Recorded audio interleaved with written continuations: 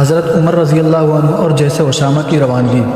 ابھی جیش اسامہ رضی اللہ عنہ نے مقام خندق کو بھی پار نہیں کیا تھا۔ یہ خبر قیامت کانوں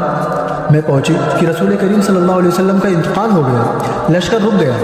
حضرت اسامہ رضی اللہ عنہ حضرت عمر رضی اللہ عنہ کے پاس آئے اور کہا آپ رسول اللہ صلی اللہ علیہ وسلم کے خلیفہ کے پاس جائیں اور ان سے اجازت طلب کریں کہ لوگ واپس لوٹ آئیں،